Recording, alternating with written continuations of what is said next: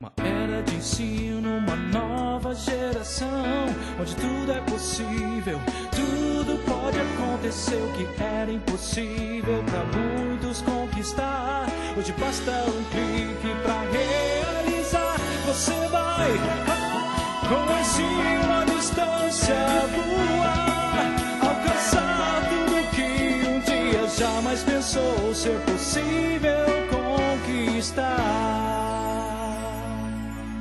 A seu tempo.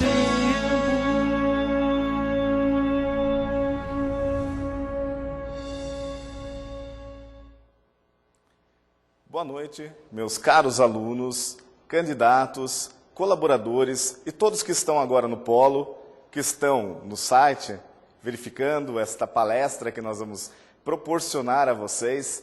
É com muito entusiasmo, com muita alegria que o Sesumar traz, o Nailor Marques Júnior, palestrante, professor, coaching, principalmente professor. Vocês vão ver que ele tem uma habilidade como professor de ensinar coisas que são difíceis e elas se tornam fáceis. Tá, gente? Isso chama-se didática. E o nome disso é vantagem, vantagem competitiva, que você, que quer se tornar líder, precisa ter. Então hoje, escutem com atenção o que o Nailor está proporcionando para vocês. Tenho certeza que será de extremo aprendizado. Vou apresentar para vocês agora o professor Nailor. Tudo bem? Vai. Bem. A aula é sua. Muito obrigado. Bom, meus amigos, estou muito feliz de poder estar aqui mais uma vez no EAD falando com vocês. Eu vou ficar meio paradinho no canto que eu estou, porque eu vim falar de vantagem competitiva, mas eu estou com o meu pé esquerdo quebrado, não é? Eu vou mostrar para vocês que mesmo com o meu pé esquerdo eu consigo dar vou dar o meu recado. Vejam, muito bem. Queria dizer a vocês o seguinte, preste atenção nesse fragmento de poema do Fernando Pessoa, que está escrito no túmulo dele, Fernando Pessoa, poeta português. Ele diz, para ser grande, ser inteiro. Nada teu exagera ou exclui, por enquanto és, no mínimo que fazes. Assim, em cada lago, a lua toda brilha, porque alta vive. Repare que o Fernando Pessoa, um dos maiores, se não o maior nome da literatura portuguesa, de língua portuguesa de todos os tempos, escolheu esse fragmento para ficar no túmulo dele. Está no Mosteiro dos Jerônimos, no túmulo dele. E o que o Fernando Pessoa quis dizer? O que ele quis dizer, que valia para o começo do século XX, vale para hoje, para o começo do século XXI. Se você quer ser grande, se coloque por inteiro naquilo que você faz. Eu vim mostrar para vocês hoje que vantagem competitiva, que é na verdade o tema de um dos meus gurus, Geoff Colvin, tem absolutamente tudo a ver com o poema do Fernando Pessoa. E o que é que tem a ver? O ensino à distância ajuda você a se tornar um estudante autônomo, a pensar por si próprio e a saber fazer. Quando foi pensada a LDB, quando foi pensado os pilares para a educação brasileira, um dos pilares pensados foi aprenda a aprender. Ou seja, o professor devia ensinar o aluno a aprender sozinho. O que acontece é, nós não temos mais tempo de ir à universidade convencional. Se vocês repararem, cada vez mais o ensino à distância está crescendo. E por que está crescendo? Porque a vida de todo mundo está ocupada. Porque transitar pelas cidades está cada dia mais difícil. Estudar em casa permite que você, efetivamente, seja dono do seu processo de ensino-aprendizagem. E isso é absolutamente fantástico. Isso é uma vantagem competitiva. Só que você só vai ser dono desse processo, dessa vantagem competitiva, se você se tornar um estudante autônomo. Isto é, eu sou dono da minha própria capacidade de aprender. Isso é que é fantástico. E isso acontece, evidentemente, de três maneiras. A primeira maneira para a gente aprender uma coisa, ou seja, passar essa coisa para a memória de longo prazo, é você aprender por repetição. Não é? Lembra quando você era pequeno, sua mãe falava assim para você, não põe a toalha molhada em cima da cama, não põe a toalha molhada em cima da cama, não põe a toalha molhada em cima da cama, não põe a toalha molhada em cima da cama. Um dia, sua mãe chegou para te dar uma bronca, a toalha molhada estava pendurada. Naquele dia você aprendeu, mas leva bastante tempo. Dá para aprender por repetição. A outra possibilidade de aprender, e isso direto para a sua memória de longo prazo, é aprender por trauma. Quando você bate o carro, repare, você não tem que pensar na batida. Daí 10, 15, 20 anos, a batida está acompanhando você. Cada vez que um carro aproximar, ou alguém falar batida, imediatamente você vai lembrar da sua e de todas as consequências da batida. O terceiro método, e é esse que eu gosto mais, que tem tudo a ver com o que nós vamos falar hoje, é você aprender fazendo sentido. Não é? É você estudar e fazer aquilo fazer sentido na sua cabeça. Porque o cérebro ele não é besta. Ele não vai aprender aquilo que não serve para nada. O cérebro vai selecionando. Não é? É mais ou menos como gostar das coisas. Não é? Não adianta um nutricionista dizer para mim, olha, o que você tem de comer é isso. Né? Se eu não aprender a gostar daquilo, e se aquilo faz sentido, eu nunca vou aprender. Por que as pessoas não emagrecem? Porque elas não veem vantagem em emagrecer. Porque se elas sentissem vantagem em emagrecer, emagreceriam. Porque uma coisa é uma pessoa dizer assim, você tem de emagrecer. E a outra coisa é eu dizer para mim mesmo, eu tenho de emagrecer. Quando eu pactuar comigo mesmo, eu vou emagrecer. Enquanto eu tiver de emagrecer para outra pessoa, eu nunca vou emagrecer. Aprender é exatamente a mesma coisa. Reparem que o Brasil está perdendo um momento mais fundamental. E para você que está nos ouvindo agora, que fez sua matrícula, que vai começar agora, ou que já está no ensino à distância, ou que está até pensando, dependendo se devo ou não fazer, grave bem o que eu vou dizer para vocês. O Brasil está perdendo um momento histórico. O Brasil cresceu muito economicamente. O Brasil precisa crescer humanisticamente. O Brasil precisa crescer em termos de conhecimento. E o que é que está faltando para isso? Está faltando a gente não perder o tempo histórico. Até 2025, nós vamos ter mais gente trabalhando do que gente pendurada no governo. O Brasil está vivendo um período fantástico. Ele engordou o meio da pirâmide. Não é? Acontece que nós estamos nós estamos trazendo uma pecha, que é o que tem se chamado por aí de geração nem. Provavelmente você já ouviu falar na geração Y, na geração X, na geração Z, na geração do milênio, mas ainda talvez você não tenha ouvido falar na geração nem. E eu espero que você, meu amigo, que está nos ouvindo agora, não pertença a essa geração. E o que é geração nem? São as pessoas que não querem nem estudar, nem trabalhar. E o Brasil está passando por essa crise agora. E talvez você está pensando agora, será que eu faço? Será que eu começo a estudar? Para de pensar agora. É agora que você tem de começar e você tem que pular fora desse barco da geração nem. Porque se o Brasil perder esse momento histórico, a nossa vantagem competitiva, que é um país pujante, de recursos naturais, economicamente estruturado, com um mundo num determinado momento desestruturado e com uma juventude potencialmente capaz de produzir riqueza, ninguém segura mais o Brasil. Mas a gente perder esta oportunidade, podem ter certeza, todo mundo vai sofrer e você vai sofrer mais, não é? E é disso que eu vim falar, não é? Então, para ser grande, você quer ser grande, seja inteiro. Lembra que o poeta disse, assim como toda a lua, não é? Você vai sempre brilhar por inteiro no lago, porque vai viver lá no alto. Bom, eu vim falar para vocês sobre vantagem competitiva. Eu quero que ouçam ou leiam, não é, a frase do Gardner. Gardner é o pai das inteligências múltiplas, foi o homem que coordenou o Projeto Zero. E veja o que o Gardner diz, e que coisa fantástica. A inteligência está mais ligada à nossa capacidade de usar o que sabemos do que a quantidade do que realmente sabemos. Hoje nós estamos percebendo que nós temos um volume muito grande de gente que quer fazer curso disso, curso daquilo outro, mas ele faz o curso, ele manda o corpo e a cabeça dele vai para outro lugar. A vantagem, eu sinto, do ensino à distância é que se o seu corpo e sua cabeça não estiverem no mesmo lugar, não é? Se o seu corpo e a sua alma, desculpe, não estiverem no mesmo lugar, a chance que você tem de progredir é muito pequena, porque você não tem gente para puxar a sua orelha. Você, na verdade, é o seu próprio puxador de orelha. O que eu quero efetivamente é que você pense o seguinte, o que faz diferença no mundo lá fora, em termos de conhecimento científico, em termos de conhecimento prático, em termos de conhecimento profissional, em termos de relações pessoais, não é a quantidade de coisas que você conhece, mas é a capacidade que você tem de usar a quantidade de coisas que você conhece. Pode reparar, pega na vida particular sua, e você vai ver que muito amigo seu prestou vestibular para uma universidade muito concorrida, e você conhece a pessoa. Se você pudesse colocar numa balança aquilo que você conhece e aquilo que a pessoa conhece, você pudesse medir, você ia ver que ele sabe muito menos que você. No entanto, ele passou, você ficou. Ele conseguiu a vaga no emprego e você não conseguiu, não é? Ou às vezes ele conseguiu a namorada ou o namorado e você não conseguiu. E você fica pensando, isso já deve ter acontecido com você ou com alguém perto de você. Por que ele foi e eu fiquei? E a resposta é, ele sabe menos do que eu, ele tem menos potencial do que eu, como é que ele foi e eu fiquei? E a resposta é muito simples. Ele pode saber menos quantitativamente, mas ele consegue usar mais o menos que ele sabe. Isso é uma grande vantagem competitiva. É nisso que você tem que pensar. Eu tenho as ferramentas certas, né? Eu tenho a informação na minha mão, mas a informação transforma o mundo? Não, hoje a gente tem o Google. Antigamente, quando uma pessoa queria saber uma coisa, ela tinha que ir ao oráculo de Delfos. Às vezes caminhava centenas de quilômetros para perguntar ao oráculo e receber a resposta um mês depois de uma pitonisa qualquer. Hoje você tem o oráculo de Delfos na sua casa. Chama Google. Você pode ir lá, Deus Google, o que é isso? Você digita lá e ele vai dizer para você. Só que o Google é burro. Ele só sabe responder aquilo que você sabe perguntar. Se você faz pergunta burra, o Google dá a resposta idiota. Né? Tem gente que fala assim, eu não consigo achar nada no Google. Não é? Eu procuro, eu não acho. É no Google que não tem? É você que está procurando de um jeito errado. Não é? Então a informação está à sua disposição. O que está te faltando? Conhecimento. E o conhecimento vem com autonomia. E talvez o conhecimento seja efetivamente a grande vantagem competitiva. Vejam. Dei uma olhada nesse Mercedes-Benz e veja o ano. Mercedes-Benz SL 600 2011. Nós estamos em 2013. Dê uma olhada nesse Mercedes e veja o que é que ele não tem. Repare que ele não tem volante e nota que ele não tem pedais. O que ele tem? Ele tem um joystick.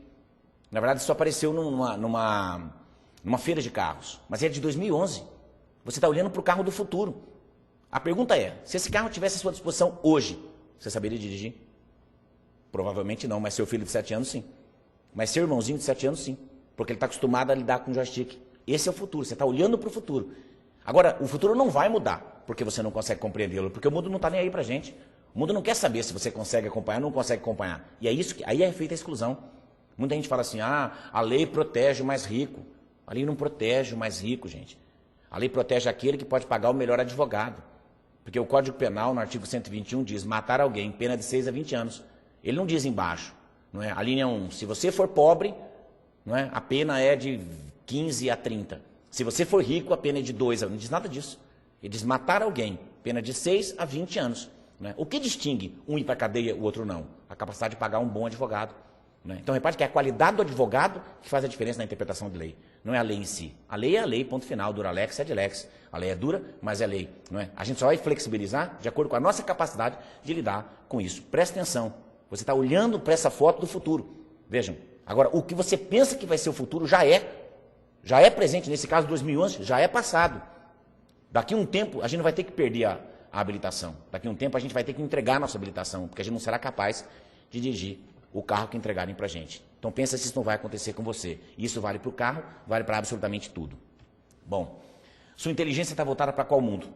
Como você usa o que você sabe? Porque eu acabei de falar, o que efetivamente define quem vai fazer isso ou aquilo, quem vai se dar bem ou vai se dar mal, não é o quanto você sabe. Obviamente, quantidade é importante. Quanto mais você puder estudar, melhor para você, porque isso também será um diferencial. Só que não adianta você colocar quantidade sem qualidade daquilo que você faz, sem a possibilidade de saber usar.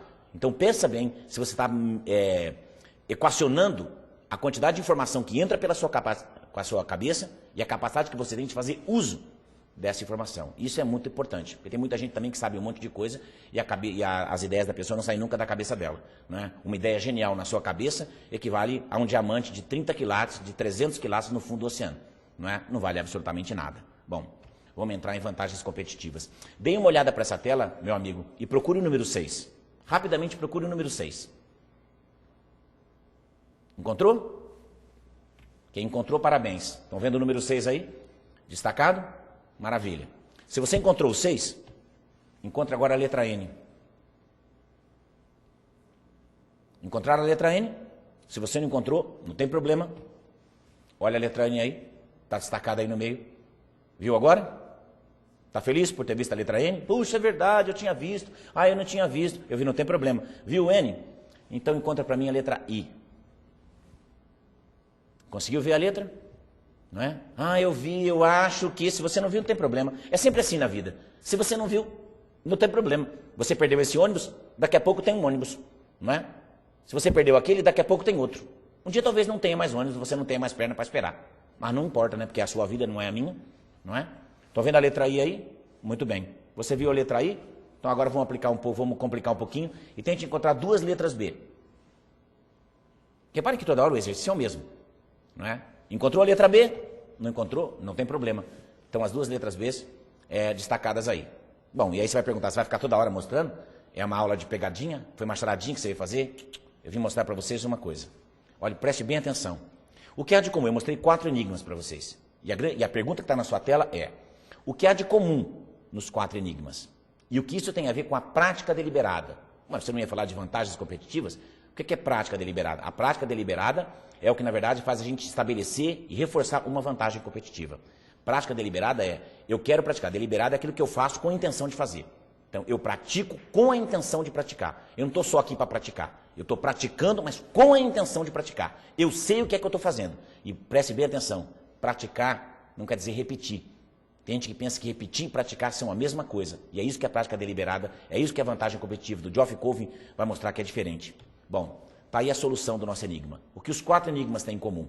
A lógica está em saber procurar. Reparem, meus amigos, que muito provavelmente, por experiência de ter dado essa aula outras vezes, cada vez que eu mostrava, procure o R, procure o B, procure o 6, procure o I. Você ficou fazendo isso aqui, ó. Você fez isso uma vez e demorou para achar. Você fez isso a segunda vez e demorou para achar. Você fez isso a terceira vez e demorou para achar. Você fez isso a quarta vez. Você não aprende. Você tentou a primeira vez, deu errado. Você tentou o mesmo método a segunda vez, deu errado. Você tentou a terceira, a quarta vez, continuou dando errado. E se eu mostrasse 10 vezes, você continuava fazendo a mesma coisa? Perceberam a diferença? Você está repetindo, não está treinando. Quer dizer, eu tentei uma lógica, não deu certo. No mínimo, se eu quiser um resultado diferente da próxima vez, eu tenho que tentar outra coisa. Essa aqui é a grande verdade. E é por isso que eu defendo, e eu sou um defensor neste momento, do ensino à distância e do ensino da autonomia. Exatamente por essa razão. Quando você passa a ser responsável por aquilo que você está fazendo. E qual é a lógica? Simples. A lógica é muito simples. O que eu poderia ter feito? Eu poderia ter feito o seguinte, e eu esperaria de vocês. No primeiro momento, a gente olha assim, é da natureza humana fazer isso. Você demorou um tempão. Agora, repare que se você pegar a primeira fileira de cima e correr ela de fora a fora, pular para de baixo, antes de você chegar à metade, o primeiro B você já encontrou.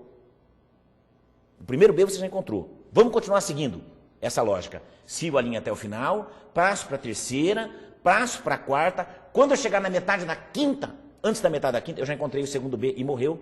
Repare que toda aquela área do final, eu não teria que ver mais. Eu consegui um resultado fantástico em metade do tempo. Eu não precisei avaliar todo o cenário. Mas vamos pensar que poderia ter sido feito no sentido contrário. Eu poderia ter pego a coluna aqui. Eu sigo a primeira, a segunda, a terceira, a quarta, a quinta, a sexta, a sétima, a oitava, a nona, a décima. Na 11ª, eu encontrei o primeiro B. Na 12ª, já está o segundo B. Todo o resto, eu não tenho o de fazer. Quer dizer, de qualquer lado que eu fizer, eu vou economizar um monte. O que é isso? Isso é método. Isso é uma vantagem competitiva. Isso é saber fazer a coisa. Isso diferencia de quem não sabe fazer. Não é? Porque de boa intenção o inferno está cheio. Um monte de gente pode ter dito, mas eu também encontrei. Sim, se você ficar procurando 10 anos, você vai encontrar tudo. Né? Eu podia ter colocado aqui um monte de outras coisas, você vai demorar. É o que eu disse para você, uma hora vai chegar seu ônibus. Sempre chega o ônibus de alguém. O problema é, tem que chegar na hora que você precisa dele.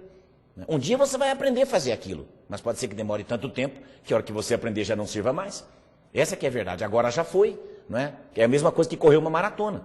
Eu já corri várias provas de 10 quilômetros. Já corri provas de 15 quilômetros. Em todas, eu cheguei até o final. Pergunta qual eu venci. Nenhuma, porque eu não estava preparado para vencer. Agora, se você conseguiu chegar, sim, para mim já foi uma vitória. Porque o meu propósito era simplesmente concluir a prova de 10 quilômetros ou de 15 quilômetros. Não é? Mas se eu tivesse entrado na disputa, não serviria. Porque concluir a prova não quer dizer absolutamente nada. Muita gente concluiu, muita gente em condição muito pior do que eu concluiu a prova. Mas lá fora a questão não está em concluir a prova, é em concluir a prova e ser aprovado. É isso que o mundo espera, essa que é a tal vantagem competitiva. É isso que a prática deliberada vai nos ensinar e é isso que eu pretendo ver agora. Reparem uma coisa, meus amigos, vou até mudar de posição aqui, reparem bem uma coisa. Se vocês olharem esse careca simpático que está aqui, e eu quero até que saibam que ter poucos cabelos é uma vantagem competitiva, olhe bem, não é? Na verdade, é um símbolo de evolução, você ter menos cabelo, ou cabelos curtos, ideias longas. Isso é muito importante. Pelo menos é um consolo para quem tem pouco cabelo. Reparem uma coisa, esse é Geoff Colvin. Esse é meu guru, um dos meus gurus. Eu tenho 2 grandes gurus hoje em dia. Um é Geoff Colvin, esse que está aqui, e outro é Malcolm Gladwell. São meus grandes gurus e são pessoas que eu sigo muito de perto, porque eles estão combatendo uma coisa que eu vinha combatendo intuitivamente há muito tempo, que é, na verdade, o talento. Eu até acredito que possa existir talento, não estou dizendo que não tem. Quando você pensa em Mozart, quando você pensa em Leonardo da Vinci, em Rafael, em Michelangelo, é difícil, em Bach, é difícil você não pensar na existência de talento. Mas o mundo não é feito só de Rafael, nem de Leonardo, nem de Michelangelo, nem de Bach, nem de Mozart. O mundo é feito de gente como eu e você, de carne e osso, que tem problema e que erra. Nosso problema não é errar, é não errar várias vezes o mesmo erro e não errar sempre. Né? Então você deve estar perguntando, mas então eu não posso errar? Claro que pode, eu também erro. E erro muito mais do que vocês imaginam, não sou perfeito não. Agora a questão é, eu tento errar erros diferentes e não cometer tantos erros a ponto de prejudicar a minha própria caminhada. Olha o que o Colvin diz. Vejam, há uma supervalorização do talento em detrimento da perseverança, porque há um desconhecimento da chamada prática deliberada. Isso que é fantástico. Então você fica pensando, eu não tenho talento para nada na vida. O que é que eu faço, professor? Eu também não tenho. Eu não tenho talento para absolutamente nada. E muita gente fala assim para mim, mas você tem talento para falar. Mas que talento para falar? Coisa nenhuma. Gente, eu fui professor 30 anos. 30 anos. Eu estive no teatro durante 18 anos. E eu sou palestrante há 18 anos. Se eu tivesse talento, eu não precisava fazer nada disso. Era eu sair falando. Na verdade, eu sou o resultado de 18 anos de treino na arte de falar como palestrante. Eu sou o resultado de 30 anos de treino em sala de aula. É natural que sim, 30 anos de sala de aula. E em 18 anos de palestra, eu não ficasse bom falando, eu não tivesse fluência, eu já devia ter desistido. Essa aqui é a grande verdade, eu já tinha que ter desistido. Né? Agora veja, por que eu não desisti? Justamente pelo que está escrito aí na tela. Porque eu sou perseverante. E é isso que eu espero de você. Perseverança. Não é talento, não. Então, se você está olhando e fala assim, ah, professor, eu tenho muita dificuldade em estudar sozinho. Eu também tinha. Eu desenvolvi um método para isso. O ensino à distância vai te ajudar a desenvolver esse mesmo método, a se tornar autônomo. Só que eu vou dar uma notícia muito boa para você.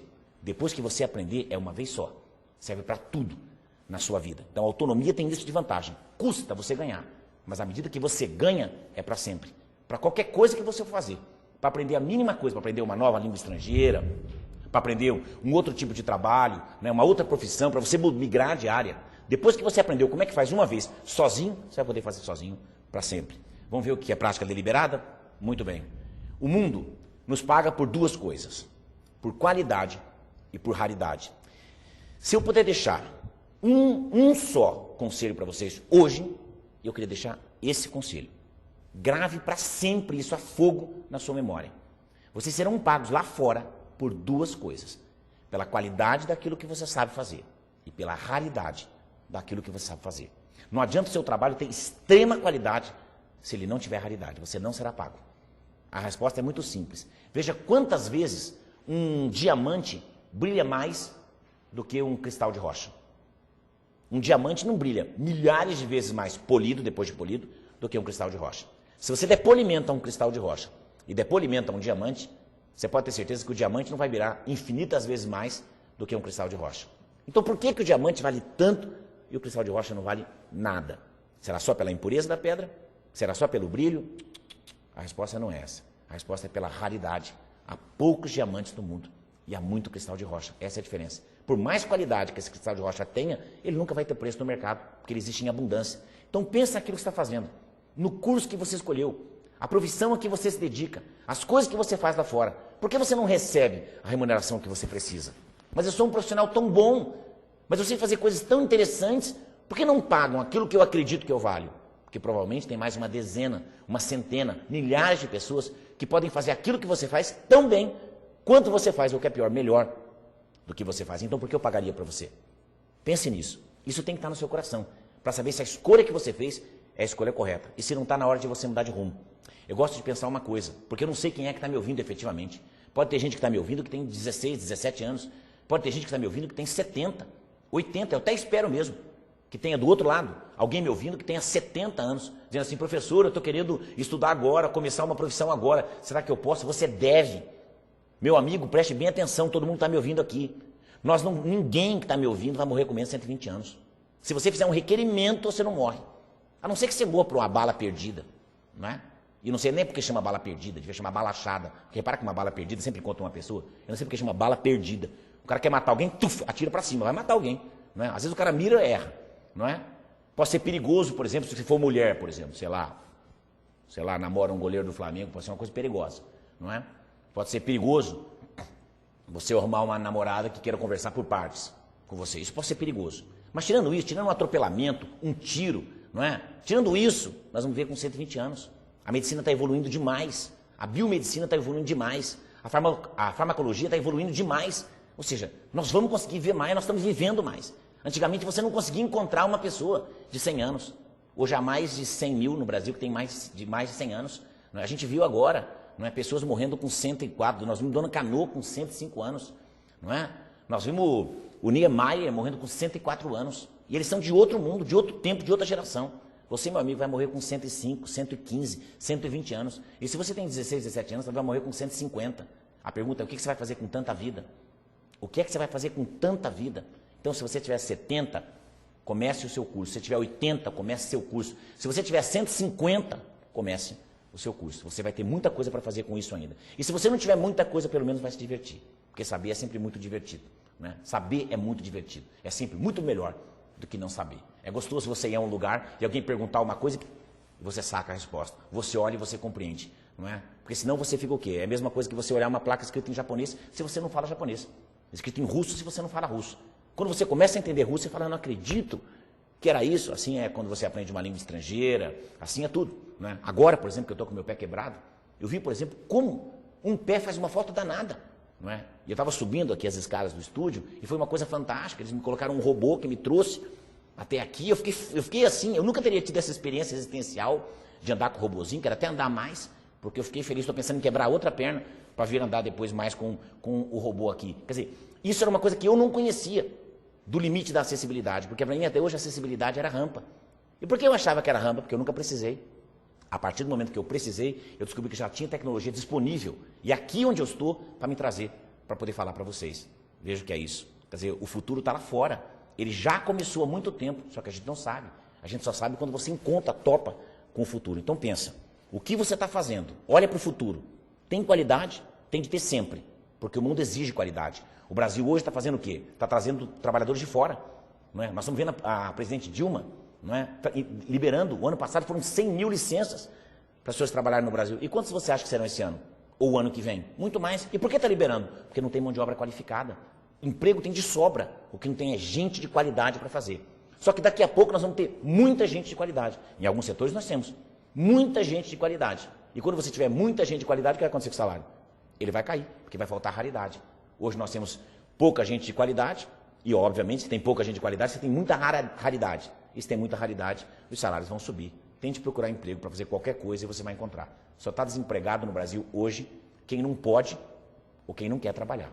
Não é? Não é? Se você é da geração nem, você nem estuda, nem trabalha. Porque hoje estuda e trabalha quem quiser. Hoje tem mecanismo para todo mundo. Bom, vamos ver que a prática deliberada ela tem 7 passos. O Geoff Colvin, que mapeou a prática deliberada, estabeleceu 7 passos. Eu fiz uma tradução simplificada desses 7 passos e eu quero tentar mostrar para vocês como é que são, para que você possa aplicar a partir de hoje, dessa noite, possa colocar os 7 passos, ou algum deles, na sua própria vida. Bom, vamos lá. O primeiro passo, ampliação da destreza. O que é ser destro? Não é? Destro é um indivíduo que escreve com a mão direita. Não é canhoto, quem escreve com a mão esquerda, destro, quem escreve com a mão direita. O que é ampliação da destreza? É melhorar a capacidade de fazer melhor aquilo que você já faz bem. Né? É você não se convencer de que você já faz o suficiente. Nunca a gente faz o suficiente. Nunca. Sempre vai ter um jeito melhor de fazer aquilo que você faz. E é por isso que eu gosto do estudante autônomo. O que é o sujeito que aprendeu a aprender sozinho? É a pessoa que está sempre procurando um jeito novo de fazer melhor aquilo que já sabia fazer bem. Porque se eu aprendo a fazer um jeito novo, eu vou conferindo sempre raridade, cada vez mais raridade aquilo que eu vou fazendo. Quer dizer, todo mundo pode fazer, mas não da maneira que eu faço. E não da maneira que eu faço, confere raridade. E se confere raridade, dá lá fora uma colocação boa para mim, para sempre. Quer dizer, você vai trabalhar até o momento que você quiser trabalhar. Porque muita gente acha, tem gente jovem, eu conheço pessoas de 20 anos, 22, 25 anos que estão falando em aposentadoria. Pelo amor de Deus, você vai se aposentar com 60, 70 anos e vai fazer o rê com os outros 50. Com os outros 90 anos que você vai fazer, passado de pijama, na varanda, ouvindo canção, esperando chegar a festa do Parque Exposição, para você assistir o show da nova dupla, não é? A dupla mais famosa dos últimos tempos, da última semana. É isso que você vai fazer com a sua vida? Vai encher cheio de remédio, morrer de depressão? Veja o que ele diz na ampliação da destreza. Devemos fazer um plano de dificuldades e trabalhar no fechamento sistemático das lacunas. Por que eu coloquei EAD ali? Porque é isso que é a primeira coisa que o EAD te ensina. Eu não vim aqui para aprender qualquer coisa. A primeira coisa que eu tenho de fazer, quando eu começo a estudar sozinho, é entender o seguinte: o que é que eu não sei? Do que é que eu preciso? Nenhuma pessoa pode aprender aquilo que pensa que sabe. Porque os adultos têm mais dificuldade de aprender língua estrangeira do que as crianças. Porque a criança não tem medo de errar. Ela sabe que ela não sabe e ela sai falando. Não é? E é exatamente à medida que ela vai entendendo o que é certo e o que é errado, ela vai aprendendo a falar. O adulto trava. Ele tem medo de fazer. E por medo de fazer a coisa errada, ele não faz coisa nenhuma. Essa é a verdade. No afã de querer fazer o certo, ele não faz coisa nenhuma. Então tem sempre um jeito de fazer melhor aquilo que você já faz muito bem, mesmo que você faça muito bem. Porque o muito bem hoje, daqui 2 ou 3 anos, será bem. E daqui 4 ou 5 anos, o regular. E daqui 10 anos, o insuficiente. Porque o mundo caminha para frente e ele não te espera, viu? O mundo não te espera. Então você está pensando, será que eu começo o meu curso agora? Será que eu não começo? Eu comecei, será que eu retomo o curso? Você tem que retomar já. E se você retomar já, pode ter certeza que você já está atrasado há algum tempo, porque tem gente que retomou antes que você. Essa é a verdade. Então, seu tempo é ontem. Né? Seu tempo é ontem, essa é a verdade. Olha o que ele diz. Se possível, devemos contar com a ajuda de um coach. Eu sou coaching. O que é coaching? É um mentor. Né? É alguém que pode te ajudar, que é exatamente o tutor que você tem. Não é? Eu não preciso que ele faça tudo por mim, como faz um professor tradicional, que pega uma aula e mastiga. Porque hoje, por exemplo, estou mastigando para você o que é prática deliberada. Mas é simples. Não é? Basta você pegar o livro do Covey, não é? Procura lá na internet, Joseph Covey, não é? Compra o livro dele e você vai ver que você pode aprender muito mais coisa do que eu estou fazendo aqui. Eu estou mastigando o básico. Não é? Eu estou dando para você aqui em 1 hora, hora e meia, não é? Um livro de 200 páginas. Eu mastiguei de maneira que você, didática, de modo que qualquer pessoa possa me entender. Mas se você é curioso, se você quer mais, se você quer entender mais, você vai procurar Geoff Covey, vai encontrar o que ele já publicou e vai sacar dele tudo que ele vai te ensinar, que é muito mais do que eu posso fazer aqui no tempo que eu tenho. Embaixo, reparem, de ampliação da destreza, eu coloquei Picasso, Mozart, Pelé. O que Picasso, Mozart e Pelé têm em comum? Você pode responder para mim. Eles foram geniais, cada um na sua área. Não, é verdade. Picasso na pintura, não é? Mozart na música e Pelé no futebol. Mas não é só isso. Eles têm mais uma coisa em comum na ampliação da destreza. Os três tiveram um coach fantástico, fundamental. Os três tiveram. Não é? E no caso, os três, o próprio pai.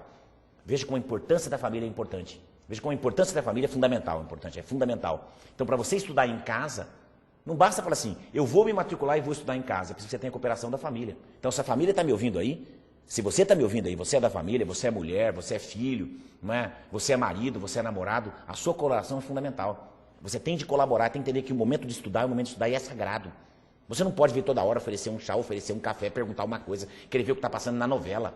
Isso não interessa naquele momento, porque eu tenho que fazer a coisa certa na hora certa. Então, a existência de um mentor é fundamental. No caso do Picasso, muita gente já ouviu falar, e o próprio Picasso, que foi um mentiroso assim, de primeiríssima linha, não é? Eu adoro Picasso, adoro a obra do Picasso, mas o Picasso, em alguns aspectos, ele foi extremamente canastrão, mentiroso. Não é? O Picasso disse, aos 8 anos, eu já desenhava como Rafael, mas eu precisei envelhecer para aprender a pintar como criança. Essa é uma das frases lapidares do Picasso, e é uma grande mentira. O Picasso nunca desenhou como Rafael, nem quando ele tinha 8 anos, nem quando ele tinha 60 anos. Ele nunca. Rafael é o traço mais perfeito da história da humanidade. Mas o Picasso, como parecia de uma soberba enorme, disse que ele desenhava como Rafael aos 8 anos, o que é uma mentira. Eu vi desenhos do Picasso aos 8 anos e coitado do Rafael. Quando eu vi isso, o Rafael deve ter virado na tumba. Não é? Para quem sabe, Rafael Sanzio, o gênio renascentista, não é? Contemporâneo de Michelangelo, contemporâneo de Leonardo da Vinci, não é? Um gênio absoluto, e todos o reconheciam como o traço mais perfeito da Renascença. Se você quiser ver o que é Rafael, se você não conhece a obra do Rafael, você entra na internet, digita Escola de Atenas.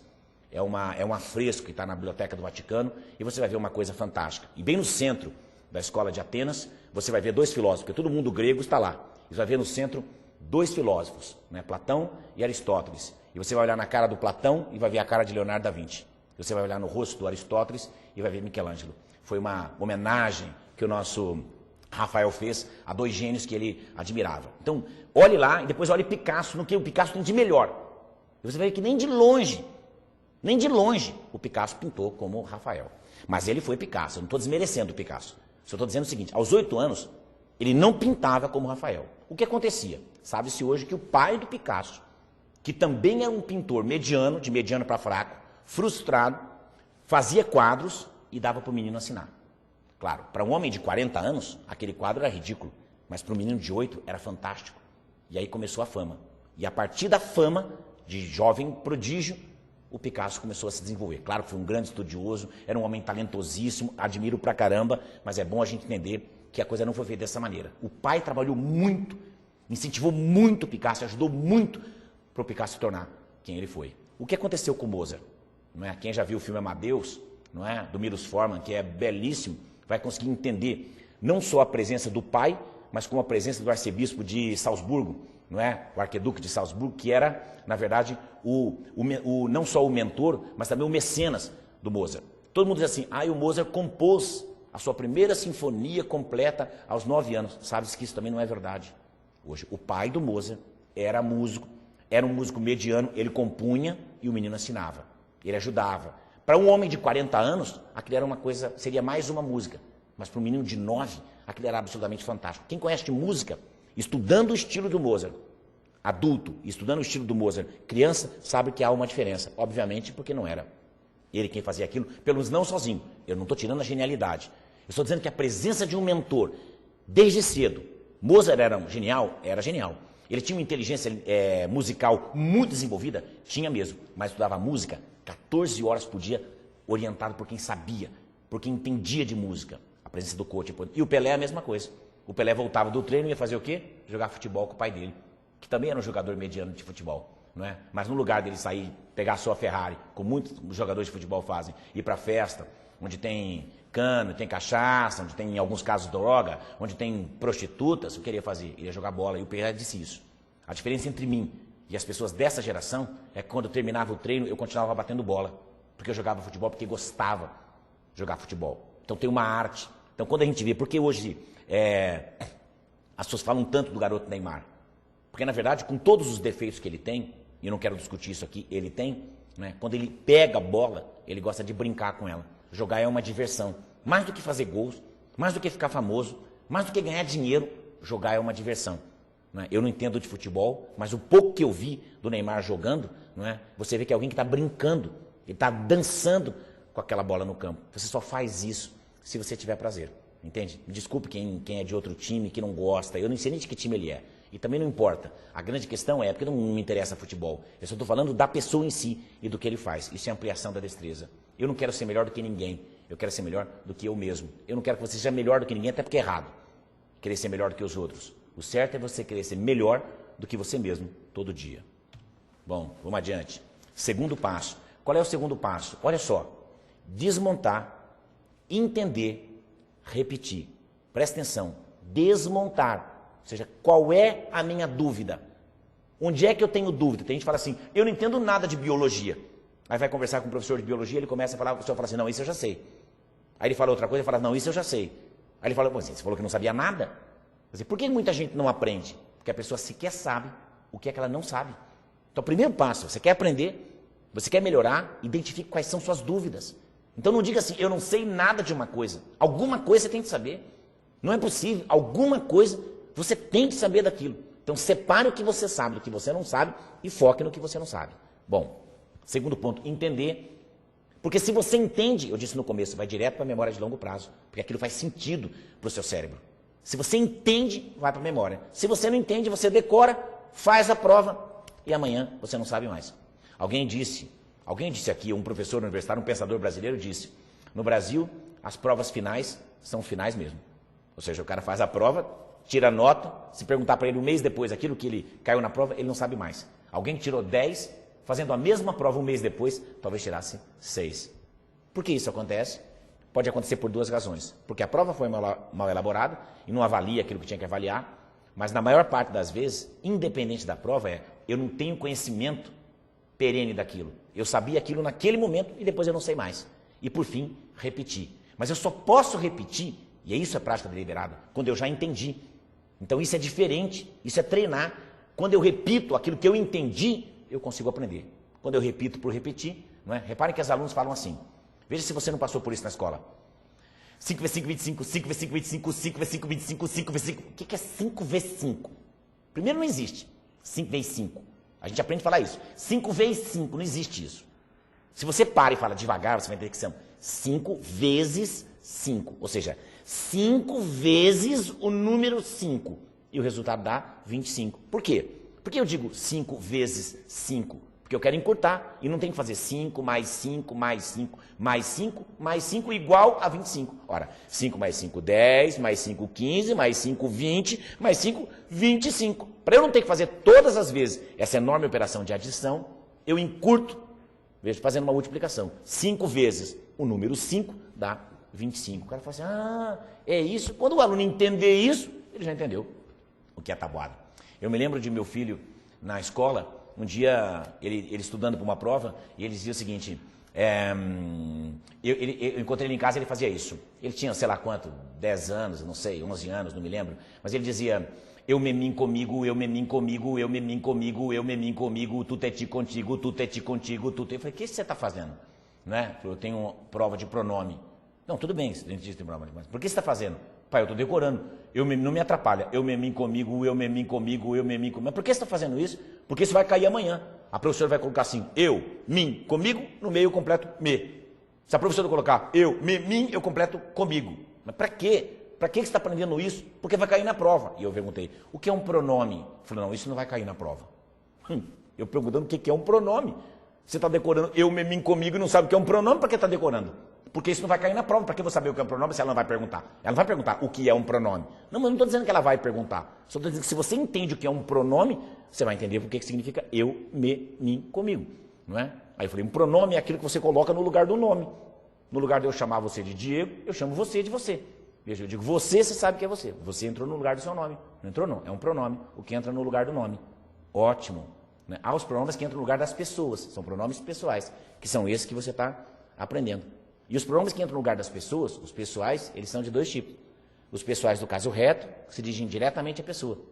Eu, tu, ele, ela, nós, vós, eles. Dirigem diretamente à pessoa. Pronome pessoal do caso reto, diretamente. Há os pronomes que substituem pessoas de modo torto, de modo oblíquo, de modo enviesado. Não é? Não se diz diretamente à pessoa, não é? Mas por via torta, oblíqua, por isso pronomes do caso oblíquo. Me, mim, comigo. Aos pronomes pessoais do caso reto de primeira pessoa, eu, correspondem me, mim, comigo. Compreende? Então eu não digo assim, Diego, você vai à festa comigo? Eu não digo você vai à festa com eu. Eu digo comigo, porque indiretamente eu estou me referindo a mim mesmo. Você entende? Então o pronome do caso reto, eu corresponde o quê? Me, mim, comigo. Tu, e assim por diante. Compreendeu? Ele foi à prova e... Ele foi e fez a prova e se deu muito bem. E alguém disse assim, mas ele é jovem para aprender uma definição complexa como essa. Se fosse, não teria aprendido, não teria ido bem. Pior é ele aprender eu, me, mim, comigo e não saber para que serve. Não é? Então, se você está me ouvindo, entenda que essa lógica, isso é entender. Entende? Para só depois repetir. A hora que ele repetiu eu, me, mim, comigo, ele sabia o que estava repetindo. Né? Ele já havia entendido, porque ele havia desmontado antes. Na verdade, ele não desmontou, eu que desmontei para ele. Daí a presença de um coach. Vejam, precisamos desmontar nossas dúvidas, entender como elas se processam e repetir do jeito certo, até incorporar o que precisa ser feito. Presta atenção, porque eu coloquei Ayrton Senna, Holyfield, Thomas Edison. Por uma razão simples. Todo mundo fala que o Senna foi um grande corredor. O que fez do Senna um grande corredor? Vocês sabem não? O Senna corria com um carro vagabundo. O que fez do Senna um grande corredor? Ele pensou, eu preciso de um diferencial competitivo. Eu preciso mostrar que eu sou um grande cara. O que ele fez? Eu preciso fazer uma coisa que os outros corredores não sabem fazer. E o que eles não sabiam fazer e não sabem até hoje, correr na chuva. E Ayrton Senna disse isso, não sei o que estou dizendo, foi ele que disse. Quando chovia, ele ia para a pista e corria, até entender como entra em curva, como sai de curva, como acelera. E agora eu preciso de uma pista difícil. Aí ele está correndo com um carro ruim, mas na chuva em Mônaco. Não é? Condição adversa, pista difícil. O Senna ganha e imediatamente todo mundo fala, para quem é esse cara que corre tão bem assim na chuva? Aí deram a ele um bom carro. Quando deram a ele o seu bom carro, a primeira Lotus preta, ele virou Ayrton Senna. Era um grande piloto com um grande carro. É difícil você bater um grande piloto com um grande carro. Evander Holyfield. Qual foi o grande feito de Evander Holyfield? Não foi bater no nosso Maguila, né? Que está até se recuperando aí de uma doença. Não foi bater no nosso Maguila, não. Evander Holyfield entrou para a história quando ele bateu Mike Tyson. Não é? Para quem conhece um pouco de boxe, Mike Tyson era um demônio. Não é? Eu vi o Tyson lutando algumas vezes, muitas lutas que duraram 9 segundos. Dava até raiva. A gente esperava até 2 da manhã para ver o Tyson lutar. Em 9 segundos a luta acabava. Em 15 segundos ninguém podia com ele. O técnico do Evander Holyfield disse, vamos estudar as lutas do Tyson e vamos descobrir por que o Tyson é tão poderoso. Percebe que ele está desmontando? Ele foi desmontar para entender. E o que eles entenderam quando desmontaram a luta? Que o Tyson tinha um ponto fraco, todo mundo tem. Ele tem muita força, muita explosão, mas ele não tem resistência. Por que ele mata o cara? Em nocaute no primeiro assalto. Porque se ele ficar 3, ele é que vai cair. Então o que nós temos que fazer? Fazer você ficar muito forte para aguentar uns murros e fazer você aprender a dançar para escapar do Tyson. E o Holyfield disse isso. Ele fez, trabalhou com luta, fez trabalho corporal, mas também fez dança. E o que acontece? Quem for ver a luta vai ver isso. O que acontece? O Tyson vem para cima, ele escorre. O Tyson vem para cima, ele escorrega, ele sai. E assim ele segura um assalto. 2, 3. No terceiro assalto, o Tyson está muito cansado. Ele não aguenta mais. O Holyfield já tinha entendido que ele podia matá-lo. Tanto que o Tyson vai fazer a barbaridade de morder a orelha do Holyfield. Você vai ver essa luta, ele morde, ele arranca um pedaço da orelha do Holyfield, mas ele perdeu mesmo assim, estava encerrado. O que o Holyfield fez depois de vencer o Tyson? Recebeu o cinturão e entregou o cinturão, falou, não quero mais. Porque ele logo entendeu o seguinte, amanhã vai ter outro cara desmontando a minha luta para me vencer. É assim. Perguntaram ao Federer, né, que não está aqui na minha lista, como ele conseguia antever onde é que o sujeito ia jogar a bola. Falou, a pessoa bate a bola, você já está no canto certo. Como que você sabe que a bola vai para o canto certo? E o Federer disse, eu não olho para o olho da pessoa, nem para onde ela ergue a mão, eu olho para o quadril, porque no tênis a posição do quadril diz que movimento ela vai fazer com o corpo. Então eu olho para o quadril e antevejo pela posição do quadril em que direção ela vai bater a bola. Dá sempre certo. Não é à toa que ele é o Federer. Thomas Edison disse o quê? Ele errou quase 2.000 vezes antes de fazer a lâmpada incandescente. E perguntaram a ele, por que você não desistiu? Você errou quase 2.000 vezes. Eu não errei quase 2.000 vezes. Eu sei fazer a lâmpada e sei 2.000 maneiras de como não se faz a lâmpada. Entende que isso é perseverança. Isso é perseverança. A maior parte de nós teria desistido. Por isso ele é Thomas Edison. E por isso o nome dele foi para a história. Desmontar, entender, repetir. Vejam, terceiro, autoavaliar-se. Tem gente que não gosta de fazer prova. Tem gente que não gosta que ninguém pergunte se você sabe ou não fazer aquilo. Perguntaram a Santo Tomás de Aquino, o que é o tempo? E São Tomás respondeu, se não me perguntarem o que é, eu sei. Se eu quiser explicar a quem me perguntar, não sei mais. Bom, que conclusão você tira disso? Que ele não sabia. Essa é a verdade. Porque aquilo que você sabe explicar. Essa que é a grande verdade. O que você sabe explicar. Essa que é a grande verdade. Então o que eu tenho que fazer? Eu tenho que me avaliar sempre. Não adianta você estudar e não passar por nenhum processo seletivo. Então eu falo assim, tem gente que quer fazer o ensino à distância, mas não quer ser avaliado. É impossível. Eu não posso acreditar em você. Teoricamente eu acredito. Teoricamente todo mundo é bem intencionado. Não é? Mas também o inferno está cheio de gente bem intencionada. Não é? São Bernardo de Claraval, disse que a calçada do inferno é pavimentada de boas intenções. Então o que eu preciso é que algum tipo de avaliação para eu saber se eu estou progredindo ou não. Porque se eu já progredi, da próxima vez que eu for me avaliar, eu tenho que ter dado um passo adiante. Essa é a verdade. Isso chama melhoria contínua. Bom, precisamos saber fazer uma avaliação correta do nosso progresso. E nem sempre isso é uma prova. É colocar em prática meus conhecimentos para saber se aqueles conhecimentos teóricos que eu tenho, eles valem no mundo prático. Segundo, para um estudioso verdadeiro, o que está pela metade não está. Você que está me ouvindo aí, para de falar amanhã eu vou começar. Começa hoje. Começa hoje, depois daqui de eu me ouvir, começa já. É agora que você tem que começar, não é amanhã não. Amanhã já era. Amanhã você já perdeu um pedação. Então, o que está pela metade, não, eu já fiz a minha inscrição. Metade do serviço eu já fiz. Muita coisa é metade do serviço. Reparem que aí na sua tela está escrito Eliot Ness e na frente Colombo versus Vespúcio. Por que está escrito Eliot Ness? Quem é Eliot Ness? É o xerife americano, né, o agente federal americano que prendeu Al Capone. No filme dos Intocáveis, tem uma cena fantástica em que eles vão tomar, tá vindo uma carga de uísque contrabandeado do Canadá para os Estados Unidos e o Eliot Ness está esperando com seus agentes junto com a Polícia Montada do Canadá. Essa cena é assim antológica, não é? E o chefe da Polícia Montada diz assim, bom, nós temos um elemento do nosso lado, nós temos o elemento surpresa e o elemento surpresa já é metade da guerra.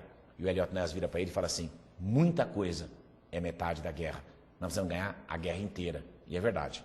Então, muita coisa é metade do que você está fazendo. O que você está fazendo, metade é muita coisa. Só que você tem que ganhar a coisa inteira. Você tem que sair formado, efetivamente. E sair formado, pegar um canudo, eu tenho conhecimentos que estão de acordo com o que esse canudo significa. Isso só você, no fundo do seu coração, é que vai saber. E por que está escrito Colombo e Vespúcio? Quando alguém pergunta para você assim, quando você estava na escola, a professora perguntava, quem descobriu a América? O que é que você respondia? Quem descobriu a América? Você respondia, Cristóvão Colombo. Então por que não chama Colômbia? Por que chama América? Já pensou nisso? Não? Por que Colômbia é um país? Por que Colômbia não é o continente inteiro? Não é? Por que virou um país? Já pensou nisso? Não? Por que se chama América? Porque Colombo morreu em 1506, acreditando que ele havia chegado ao Japão. O Colombo nunca soube que ele descobriu um continente. Ele morreu sem ter a menor noção do que ele tinha feito. Quem disse que isso era um continente, que não tinha nada a ver com as Índias, foi Américo Vespúcio, no ano de 1507. Em homenagem a Américo Vespúcio, a América se chama América. E por que se chama América e não Américo? Não é? Primeiro porque ia ser estranho. Onde você mora? Eu moro no Américo. É esquisito. E segundo porque Todos os continentes têm nomes femininos. Repare, Ásia, Europa, África, Oceania, América. Então, continentes têm nomes femininos. Por isso se chama América. Então, o Colombo fez o mais difícil, caramba. Ele descobriu o continente e não levou o nome dele. Ele foi agraciado com o nome de um país. Não que não seja importante dar o nome a um país, mas ele descobriu o continente inteiro, só que fez pela metade. Compreende? Então, preste atenção. Se aquilo que está acontecendo com você lá fora, é porque você está fazendo metade da coisa. Alguém foi lá e pum, colocou o pingo do i. Às vezes você fez o i inteiro, mas foi uma pessoa que colocou o pingo e que disse que aquilo era um i e não um L minúsculo. E isso fez toda a diferença. Preste atenção. Quarto passo, e um passo absolutamente fundamental. Olhe nos meus olhos. Mantenha o foco. Mantenha o foco. Não fica dispersando. Estudar em casa é uma coisa muito bacana, mas você tem muitos elementos dispersivos. É como assistir um filme na televisão ou ir ao cinema.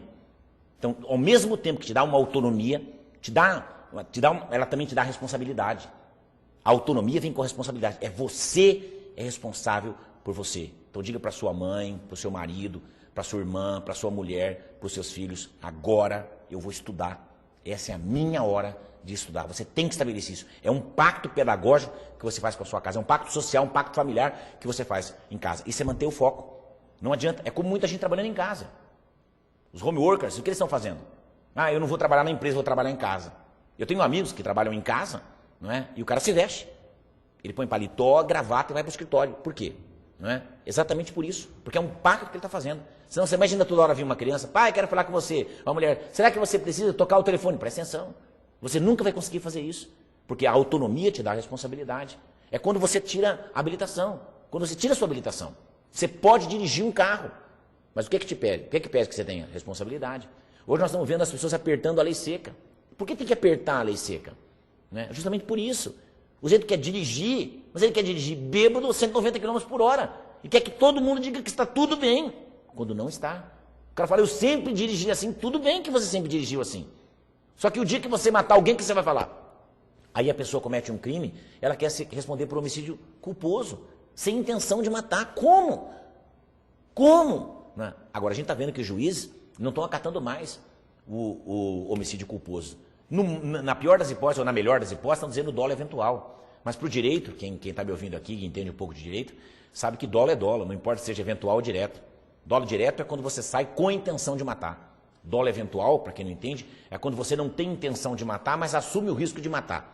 Não é? Então isso é dolo eventual. Mas para o direito, tanto faz que seja eventual ou direto, dolo é dolo. Né? E é isso que a gente tem de fazer. Né? Quando você enche a cara, né, e dirige 200 km por hora e mata alguém, você tem que aceitar que você trabalhou com a hipótese de matar essa pessoa. Infelizmente é assim.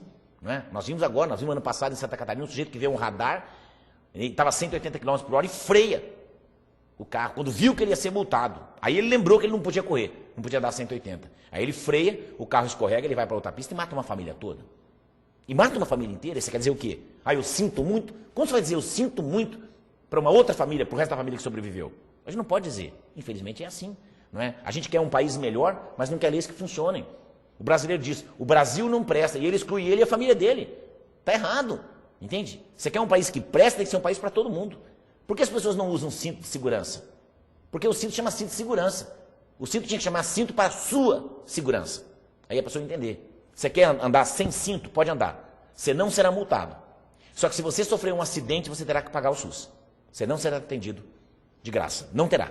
Porque você gerou o dano que você sofreu. Se você não tiver dinheiro para pagar, você morre na fila.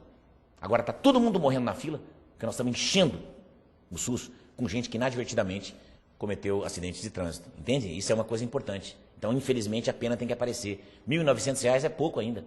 Essa que é a verdade. Tem que ser, a pena tinha que ser, como em alguns países, como era no Iraque, antes da tempestade no deserto, proporcional ao valor do carro. Porque 1.900 para quem tem um Fusquinha é muito dinheiro. Mas para quem tem uma Ferrari não é nada. Essa que é a grande verdade. Né? Nós vimos um acidente, um ricaço brasileiro com uma Ferrari, um carro de R$ 2 milhões, R$ 1.900 não é nada. Essa que é a verdade. Agora, se a multa fosse 10% do valor do carro, eu posso garantir a você que ia mudar completamente. Né? 10% de um Fusca seria R$ 400 de multa. E 10% de uma Ferrari seriam R$ 200 mil de multa. Até para alguém milionário, 200 mil é bastante dinheiro. É uma coisa que a gente precisa pensar, os nossos legisladores. Eu não sou legislador, não é? E nem sou candidato a nada, não é? Muito bem, estou só aqui especulando. Mantenha o foco. Precisamos ter um foco claro, saber a cada segundo qual é o nosso objetivo, para não nos desviarmos dele. Porque é fácil desviar, gente. É fácil. Você já tentou correr? Você começa a correr todo animado. Você olha um cara saradão, você fala, vou ficar sarado também, vou correr. 500 metros o corpo começa a falar assim para você, para, corre não, você é besta, para. Eu estava vendo uma charge esses dias, 2 gordinhas correndo, e passa uma mulher magrona, assim, toda atlética, a outra vira e diz assim, quando você vê uma moça com um corpo assim, você não tem vontade de malhar também, correr direto para academia? Ela falou, não, eu tenho vontade de catar e dar uma surra, não é? E ir para casa comer uma torta de maçã. Entende? É mais ou menos isso. Claro que é mais fácil bater na moça com uma torta de maçã do que ir para academia. Não é? O ditado diz, no pain, no gain. Não é isso? Não é? Sem dor não tem ganho. Essa que é a verdade. Muitos são os círculos de um alvo, mas só um está no centro.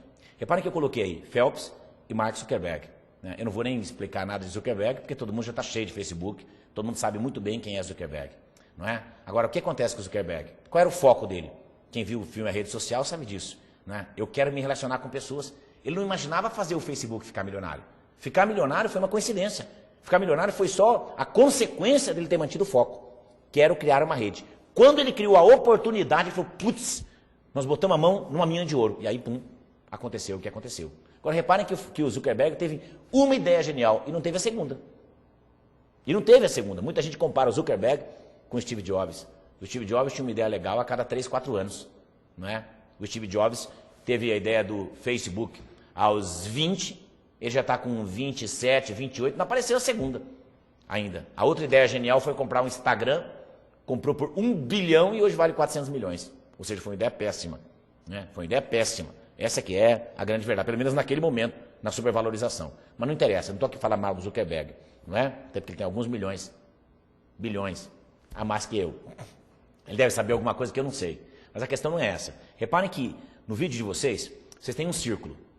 Nesse círculo está escrito ZC, ZA, ZP. Estão vendo isso?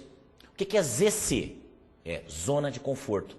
Que todo mundo já ouviu falar. Saia da zona de conforto, saia da zona de conforto. O que é zona de conforto? Zona de conforto é quando você faz bem aquilo que você faz sempre. Eu já sei fazer isso. E eu não quero fazer mais. Por quê? Porque isso eu já sei fazer. Então você sabe falar espanhol. Por que você não quer viajar para a Inglaterra? Porque você sabe falar espanhol. E para a Inglaterra você terá de falar inglês. Aí você vai se complicar. Então é melhor eu viajar só para países que falam espanhol. Vou viajar para a América Latina e viajo para a Espanha. Legal. No máximo eu vou para o sul dos Estados Unidos, onde as pessoas falam também bastante espanhol e eu posso falar com chicanos e tal, e muito bem. Não é? Então você não quer sair. Mas a grande questão é o seguinte, os círculos vão diminuindo. Vão diminuindo, porque o círculo à sua volta vai aumentando. Quanto mais o conhecimento do mundo vai expandindo, mais a sua zona de conforto vai esmagando você. Por isso que você tem que sair de lá. Agora, qual é o problema das pessoas em sair da zona de conforto? Reparem que depois da zona de conforto tem um outro círculo escrito ZA. O que é isso? Zona de aprendizagem. Não é? E depois da zona de aprendizagem está escrito ZP. O que é isso? É zona de pânico.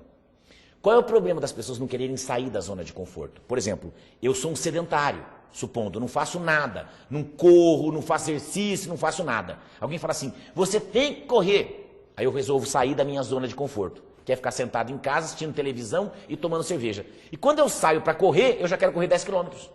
O que vai acontecer? Eu não vou correr os 10 quilômetros, e se eu correr, o que vai acontecer? Eu vou ter dor no corpo no outro dia, vai doer tudo, até o último fio de cabelo. O que eu faço? Corro aqueles 10 e nunca mais eu corro. Por quê? Porque eu saí da zona de conforto e fui direto para a zona de pânico. E está errado. Isso que as pessoas querem fazer. Você não corre, você não faz nada, você fica só em casa comendo pipoca, e tomando cerveja e vendo televisão. O que você quer fazer? Você quer sair e ir direto? Você quer fazer? E você quer ir direto para correr 10 quilômetros? Não. O que você vai fazer? Primeiro eu vou andar. Eu saio e eu caminho. Eu vou dar uma volta no parque da minha casa. Eu moro em Maringá, que tem um parque, tem gato, tem o Bosque 2. Eu vou caminhar em volta, o Parque das Grevilhas. Eu vou dar uma volta. Uma volta ali são 3 quilômetros. Está ótimo para quem não fazia nada. Quando andar 3 quilômetros for tranquilo para mim, num dia eu ando 3 quilômetros, no outro 3, no outro 3, no outro... Naturalmente, o meu corpo vai mudar. E andar 3 quilômetros vai ser uma brincadeira para mim. O que eu vou fazer? Eu vou andar 6, eu dou 2 voltas. Vai chegar um dia que dar 2 voltas é fácil. Ou seja, eu ampliei minha zona de conforto, entendem? Eu passo a dar 3 voltas. Mas vai chegar um dia que eu estou andando 10 quilômetros, tranquilamente, o que é que eu faço? Eu corro 1 quilômetro, ando 1. Corro 1, ando 1. Corro 1, ando 1. Vai chegar uma hora que eu corro 2, ando 1. Corro 3, ando 1. E aí eu vou correr os 10 quilômetros. Repare que eu não saí da zona de conforto direto para a zona de pânico, porque eu desisto. E muita gente faz isso. Então eu me matriculo num curso à distância e no primeiro dia eu quero estudar 20 horas. Está errado. Distribua o seu conhecimento. É melhor que você estude 1 hora todos os dias do que 20 horas num dia e o resto do mês nada. Não adianta, não é isso que a gente espera de você. É que você estabeleça uma programação para o seu estudo. Isso vai te dar responsabilidade e autonomia. É isso que é aprender a estudar de modo autônomo. Quanto tempo eu tenho para estudar todo dia? Muita gente fala assim, eu não tenho tempo para nada. Meu amigo, todo mundo tem tempo. Essa é a mentira. Isso é o zona de conforto. Eu não tenho tempo. Se você acha que você não tem tempo, é simples. Pega as 24 horas do dia e marque. De hora em hora, o que você faz? Da meia-noite a 1, da 1 às 2, das 2 às 3, e preencha para você ver. Você vai, onde você estiver dormindo, coloca dormir, dormir, dormir, dormir, dormir, dormir. Comer, coloca comer, comer, comer. Né? Quando estiver vendo televisão, coloca ver televisão e verifica o que você vai fazer. Você vai ver quanto tempo vago você tem. Agora é fácil falar, eu não tenho tempo. Né? Se fosse assim, o dia tem 24 horas para todo mundo. Para todo mundo tem 24 horas. Algumas pessoas fazem de 24 horas 70, outros fazem de 24 horas 8. Né? Você tem que ver em que grupo você está. Mas não diga que você não tem tempo. Tempo todo mundo tem. Só que essa desculpa é uma desculpa muito fácil. Perguntaram ao Michael Phelps. Não é? O Phelps foi o grande campeão da natação. Numa única Olimpíada, o Phelps ganhou 8 medalhas de ouro. E perguntaram ao Phelps, quantas medalhas você pretende ganhar? Ele disse, quanto eu posso ganhar? Disseram 8. Ele falou, então eu quero ganhar 8. Ora, óbvio, se eu posso ganhar 8, por que eu queria ganhar menos? Já viu aquelas pessoas que vão ao show do milhão? E o Silvio Santos pergunta, quanto a senhora quer ganhar, dona Maria? E a dona Maria diz, seu Silvio, eu queria ganhar 40 mil. Por que não foi ao show do 40 mil? Por que foi ao show do milhão? Uma pessoa que vai ao show do milhão, tem que querer ganhar 1 milhão, eu quero ganhar 40 mil. Então vai ao show do 40 mil, tá no show errado. Não é verdade? Olha que diabo, até para sonhar a pessoa é pobre, não é? A pessoa pensa que paga imposto, não é? E a gente vê isso, tem gente que tem pouco, quem pensa pequeno é pequeno. Só é grande quem pensa grande. Você nunca será grande se você pensa pequeno, meu amigo. Você quer ganhar 40 mil, vá ao show do 40 mil. Se você quer ganhar 1 milhão, vá ao show do milhão. Saiba o show que você está. O Phelps falou, quero ganhar 8. Quantos ele ganhou ao final? 8. Aí todo mundo falou assim, nossa, esse menino é um prodígio. E perguntaram para o Phelps, qual é o seu segredo? Ele falou, eu não tenho segredo nenhum. Eu nado 8 horas por dia, 363 dias por ano. Eu só não nado no meu aniversário e no dia de ação de graças, que para os americanos é um dia mais importante do que o Natal. Vejam, se você, meu amigo, que nunca nadou, começar a nadar, e daqui 2 anos, você estiver nadando 8 horas por dia, 363 dias por ano, pode ter certeza, na categoria que você tiver, você também vai ganhar alguma coisa. Isso é treino, é evidente. Agora eu acho que eu vou passar 8 horas da minha vida na piscina. Essa é a diferença entre você e o Phelps. Compreendem? Muito bem. Então vamos lá. Zona de conforto, acima zona de aprendizagem. Entenderam isso? Muito bem. Vamos lá. Estamos caminhando para o fim. Olha o que Leopold Auer disse. Leopold Auer era professor de violino e ele foi professor de Nathan Milstein, que foi um dos grandes nomes do violino no século XX, ao lado do indiano Johann Menuhin, que começou a tocar aos 3 anos. O Milstein teve aulas com Leopold Auer e ele disse, pratique com os dedos, olha só, pratique com os dedos, isso tomará todo o seu dia. Agora, se você praticar com a sua mente, vai obter o mesmo resultado em 1h30. Ou seja, construa o estudante que você quer ser dentro da sua cabeça primeiro, antes de querer colocar em prática. Tem gente que fala, eu vou fazer e não faz nada. Construa dentro da sua cabeça, olhe para você e veja um grande estudante. Para de falar que você não sabe. Para de falar que você não é capaz. Para de falar que você não tem tempo. Porque essa é a desculpa mais fácil que todo mundo tem. E pratique dentro da sua cabeça. Ensaie. Você já ensaiou um diálogo imaginário para conversar com uma pessoa? Ela vai falar isso, eu vou falar aquilo, ela vai falar isso, eu vou falar aquilo. Isso é fazer ensaio mental. Dentro da sua cabeça você não cai. Não é? Existe uma técnica em coaching que é fazer uma pessoa passar um filme. Por exemplo, eu vou falar com o meu chefe. Eu simulo essa conversa com o meu chefe muitas vezes. Quando eu chego, a impressão que eu tenho é que não é a primeira vez que eu estou falando com ele, mas a terceira ou a quarta. E é natural que eu tenha que ficar muito menos nervoso na terceira ou na quarta vez do que eu fiquei na primeira vez. Assim eu também faço com minhas palestras. Não é? Eu ensaio minhas palestras mentalmente antes de ir trabalhar. Não é? Por quê? Porque eu quero que elas transcorram com naturalidade. Tem que parecer natural. Né? Hoje eu estou meio nervosinho, até nem sabia como eu ia conseguir fazer, porque com o pé quebrado eu tenho que ficar sentado. Aqui naturalmente eu estaria andando para lá e para cá, porque eu sou agitado. Né? Mas o que acontece? Eu estou com o pé quebrado. É um fato. Como eu vou lidar com isso é outro. Não é? É outro. Essa que é a grande questão. Não é? O Sartre, que é o grande nome do existencialismo no século XX, disse, não importa o que a vida faz com a gente, o que importa é o que a gente faz com o que a vida faz com a gente. Pois é, eu quebrei o pé. A vida me deu um pé quebrado. E o que eu fiz? Eu dei um jeito de encontrar uma banqueta, encontrar um robozinho que me trouxesse aqui e estou dando aula para vocês. Eu podia estar na minha casa, deitado, vendo televisão, né? E dizer o seguinte, eu estou com o pé quebrado. O médico me disse, eu vou te dar um atestado, você pode ficar 45 dias em casa. Eu disse, olha bem para minha cara, vê se eu tenho um cara de quem pega atestado. Olha para vocês, para mim, veja se eu tenho cara de quem pega atestado. Né? Mas nem quando eu morrer eu quero atestado de óbito. Não é isso? Para ninguém ter certeza se eu morri mesmo ou não. Não é? Muito bem. Quinto passo. Nós falamos em 7, né? Quinto passo. Determinação. Fundamental. É a determinação que substitui talento. Você não tem talento? Eu também não tenho. Ótimo. Então o que eu tenho? Determinação. Muita gente fala assim para mim, você é arrogante. Né? Você é arrogante, você fala de você, eu falo mesmo. Porque se eu quero fazer uma coisa, eu saio e faço. O meu lema de vida, eu roubei do Picasso. Não é? Que provavelmente deve ter roubado de alguém. Também, não importa. Mas o Picasso dizia, eu não procuro, eu acho. Esse é o meu lema de vida. Eu não procuro, eu acho. Eu queria vir aqui fazer essa aula. Eu estou aqui fazendo essa aula. Se está me custando dor, se não está me custando, se foi difícil chegar ou não foi, não interessa isso. Isso não é problema de vocês, é problema meu. Entende? Sou eu que estou fazendo aqui, compreende? Isso chama determinação. E é isso que eu quero que vocês tenham. Precisamos aprender a nos dedicar sem choramingar. Para de chorar, não culpemos os outros, para de apontar. Eu não sou porque minha mãe, porque meu pai, porque meu tio, problema seu. Para de culpar os outros, porque é fácil apontar o dedo para os outros. Difícil é apontar o dedo para você. Ah não, amanhã eu começo, começa hoje. Quando terminar aqui, qual é a tarefa de vocês todos? É entrar na internet e procurar quem é Geoff Colvin. E ver o que esse cara diz mais sobre a prática deliberada. Porque tudo que você puder aprender com ele ainda vai ser melhor do que aprender comigo. Essa é a verdade, porque ele é o pai do negócio. Vejam, a recompensa sempre vem para todos, mas a dor normalmente vem antes. Tiger Woods, o grande gênio do golfe. Sabe quando o Tiger Woods ganhou o primeiro taco de golfe? Sabe que idade ele tinha? Não, 7 meses. 7 meses. Quem era seu professor? O pai. Coincidente novo, o pai. Né? Então, o pai, o Picasso, o Pelé, reparem, o Mozart, todos eram o pai. E no Tiger Woods quem era? O pai. O que o pai dele fazia? Era professor de golfe. Era militar aposentado, já era aposentado e tinha escrito um livro, Como Ensinar Golfe para Crianças. O Woods nasceu nessa família. O pai dele colocava ele dos 7 meses aos 3 anos, sentado numa cadeirona dessa de comer, e o pai batendo bola e o filho vendo. 4 horas por dia, dos 7 meses aos 3 anos. Aos 3 anos ele começa a ter aula de golfe. Mas não tinha muitas aulas por dia, não, só 4 horas.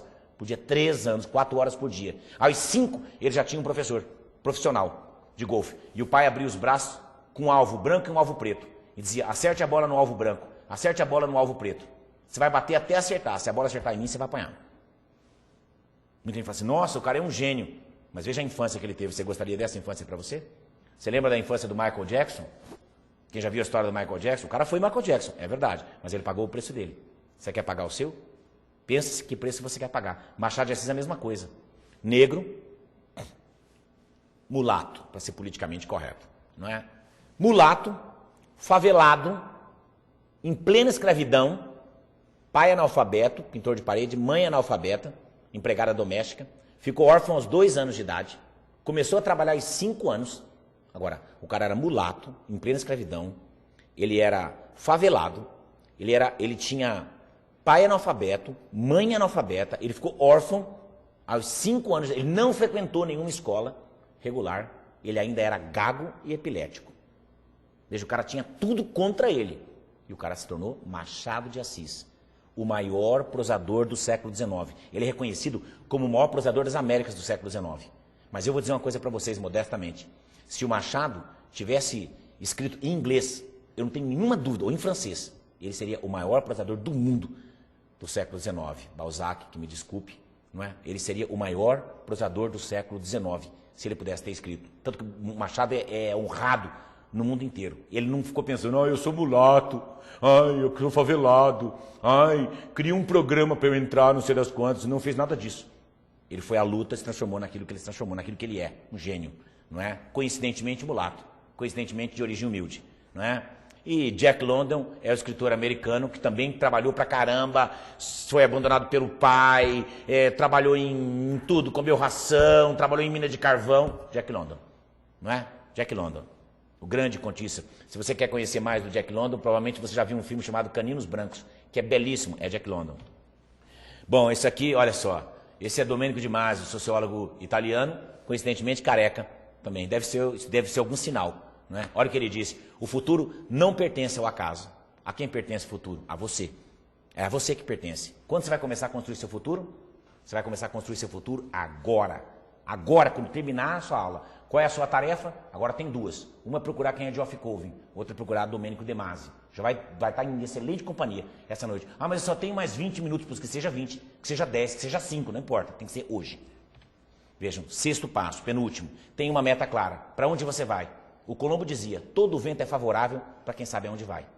Ah, eu não sei porque que eu estou fazendo faculdade. Não é? Então, quando você terminar, você vai descobrir. Não é isso, não? Quando você terminar, você vai descobrir. Por isso você entende. Né? Uma pessoa me disse, ah, eu não sei porque que tem matemática em administração de empresa. E eu disse, porque você está no curso errado. Se estivesse no curso certo, você já saberia. Não é verdade? Me parece óbvio. Mas se você que está no curso não entendeu, muda de curso. É o curso errado. Precisamos ter uma meta clara. Saber que foco, manter e quanto temos de dosar a determinação. Quanto tem que ser determinado? Ou seja, que eu disse, não adianta trabalhar 20 horas num dia e nada no outro dia. Não é? O que importa não é chegar ao resultado, mas apaixonar-se pelo processo. Não é? É o que o Pelé dizia, é o que o Warren Buffett fala isso. O Warren Buffett fala assim, o meu negócio, eu gosto de ganhar dinheiro. Eu não gosto de ser rico. Ser rico é só consequência de eu gostar de ganhar dinheiro. O Bernardinho disse o quê? Por que meus meninos jogam bem vôlei? Porque eles gostam de jogar vôlei. Eu não quero bons jogadores de vôlei. Eu seleciono meninos que gostem de jogar vôlei. E esses meninos que gostam muito de jogar vôlei, dentre eles, eu seleciono os que jogam bem. Porque se não gostar muito, não tem. Todo mundo se lembra do episódio do Ricardinho, não é? Que era o melhor do mundo e ele cortou da seleção. É preciso ter muita coragem para cortar o melhor jogador do mundo da sua seleção. Seria como um técnico não escalar o Neymar. É muito difícil não escalar o Messi, né? Não escalar Cristiano Ronaldo. É difícil para um técnico não fazer isso. Tem que ter coragem. Mas você só faz isso se você tiver certeza de quem é você. O milionário americano Donald Trump, quando ele abriu o seu 6º cassino, perguntaram a ele, por que o senhor gosta tanto de abrir cassino? Ele disse, tem gente que gosta de jogar em cassino. Eu gosto de ser o dono. Olha que legal. Não é verdade? Aí o Taj Mahal. Último passo. Busque a excelência. Né? O que é excelência? É você fazer o que você sabe fazer muito bem sem ter de pensar sobre aquilo. Quando você sabe que você domina uma língua, que você entende uma língua, quando você pode ler poesia naquela língua sem engasgar. Ah, eu não sei se eu sei falar muito bem francês, espanhol, inglês. Leia poesia. O dia que você puder ler poesia naquela língua e você puder entender o que a poesia diz, você domina aquela língua. Ah, eu leio poesia no Brasil e não entendo, porque não domina a língua portuguesa. Não é? Se você tem dificuldade com poesia no Brasil, é porque você não domina a sua própria língua. E se é difícil dominar a sua, imagina dominar a do outro. E a poesia é a medida, se você entende ou não. Porque ela é metafórica, ela trabalha com sutilezas, e quem domina a língua consegue trabalhar com sutilezas. Vejam, olha que coisa interessante. O caminho de que leva à excelência não tem espaço para a lei do menor esforço. Não tem. Não é? Quem diz que fez fácil, ou não fez, ou mentiu. Isso é fato. É difícil. Ah, mas estudar dá trabalho. É para dar trabalho. Por que vocês são pagos? Por qualidade e por raridade. Se não der trabalho, qualquer idiota faz. E se qualquer idiota fizer, ninguém vai pagar por isso. Não é verdade? Ditado medieval francês. Se Deus ajudar, teremos colheita. Não que Deus não possa ajudar. Pode, mas é melhor você fazer a sua parte. Não é isso? Diz que Deus ajuda quem se ajuda. Olha o ditado chinês medieval. O homem que acorda antes do sol 360 dias do ano enriquece a sua família. Veja a pequena diferença. Né? Eu até conto com a ajuda divina, mas saio e faço a minha parte. Né? Saio, se Deus me ajudar, melhor ainda. Né? Se ele estiver prestando atenção em mim, melhor ainda. Mas a minha parte eu vou fazer. Por que eu coloquei Michelangelo? Michelangelo era um homem que trabalhava e trabalhava demais. Aos 23 anos, Michelangelo fez a Pietà. Quem conhece um pouco da obra do Michelangelo, vai ver que Pietà é a única obra assinada do Michelangelo. Naquela época não era comum assinar quadro. Por isso que hoje muita gente tem dificuldade de saber se era ou não da pessoa. Só sabe pelo estilo. A única obra assinada do Michelangelo é a Pietà. Se vocês pensarem Nossa Senhora da Piedade com Jesus Cristo morto no colo, está no Vaticano, belíssimo. Né? Tem 1,88 m de altura numa peça só, não tem emenda. Não tem emenda, é uma peça absolutamente fantástica. Mas ele terminou a Pietà com 23 anos de idade. 23 anos de idade, reparem isso. E todo mundo duvidou, não foi esse moleque que fez isso. Então ele passou aquela tira, olhem bem na Pietà, mais uma tarefa para hoje. Olha a Pietà, ela tem uma tira transversal. Lá está escrito Michelangelo Buonarroti de Florença, fez isto. Está escrito em latim, mas o que está escrito lá é isso. Michelangelo Buonarroti de Florença fez isto. Ou seja, eu não estou preocupado se eu tenho 23 anos ou não. O que eu quero é fazer o melhor que eu posso. Não é? Eu quero fazer, tanto que quando ele termina o Moisés está tão perfeito que ele olha para Moisés e diz o quê? Fala, porque só falta falar. Não é? Eu não quero fazer qualquer estátua, eu quero fazer a estátua. Eu não quero pintar qualquer abóbora da Capela Sistina. Tanto que todo mundo fala da Capela Sistina. Gente, na Capela Sistina tem uma série de grandes pintores. Não é? O professor do Michelangelo, Michelangelo pintou, não é? Ele pintou, também pintou a capela, pintou a lateral da capela. Rafael também pintou a capela, não é? Muita gente pintou a capela, vários, Bernini pintou. Muita gente trabalhou ali. Por que só se fala do Michelangelo? Porque todo mundo sabe do primor que é a pintura do teto. E bem no centro está a criação de Adão, que todo mundo já viu com o dedo estendido, quase encostando no dedo de Adão. Deus saindo de uma nuvem, quase encostando no dedo de Adão. E muita gente viu ET do Steven Spielberg e não se deu conta que aquele momento em que o ET estica a mão, que a ponta do dedo dele acende, em que ele encosta no menino, é tirado da criação de Adão, do Michelangelo. Se você não tem essa referência, você vai assistir ET e vai ficar por fora. Por isso que conhecer é um luxo, saber é um luxo. Quanto mais a gente sabe, mais aproveita o mundo. Eu coloquei Sócrates. Um pouco antes de morrer, o soldado estava preparando a cicuta para o Sócrates tomar o veneno para ele morrer. Quando o cara preparando o veneno e o Sócrates estudando flauta. E o soldado falou assim, o que você está fazendo? Ele falou, estou estudando flauta. Você está louco? Eu estou preparando o veneno. Você vai morrer daqui a pouco. Por que você está estudando? Ele falou, porque eu quero morrer sabendo mais essa área de flauta. Porque eu quero morrer sabendo mais essa área de flauta. Por isso esse homem é Sócrates. Compreendem? É isso que eu quero. Eu não quero ser melhor que ninguém. Não queira, porque é feio. Eu quero ser melhor do que eu mesmo, seja melhor do que você pode.